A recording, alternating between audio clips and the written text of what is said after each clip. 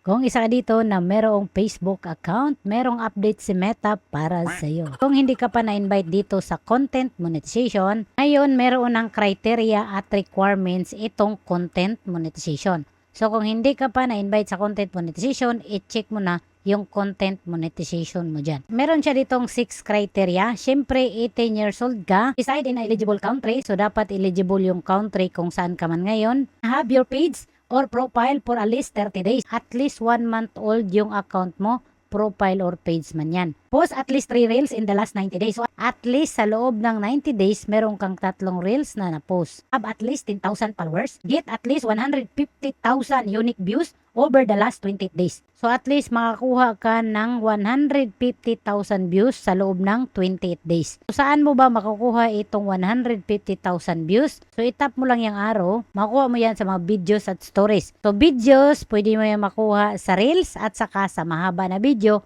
or in-stream video. Nakikita nyo rin dito na sinulat ni Meta, meeting the criteria puts on the wishlist but doesn't guarantee access. So kahit ma-meet mo na itong mga criteria na sinabi niya, hindi pa rin siya guarantee na ma-invite ka. So mag-antay pa rin ikaw kung kailan ka ma-invite ni Meta para dito sa content monetization. So kapag na-meet mo na lahat itong 6 criteria na hiningi ni Meta, mag-antay ka lang kasi nga sabi niya, hindi siya guarantee na ma-invite ka.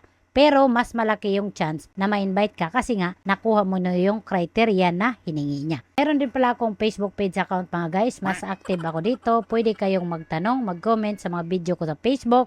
I try my best na sasagutin ko yan. Pwede nating gawa ng content yan at pwede ko rin kayong i-shoutout dito. Thank you.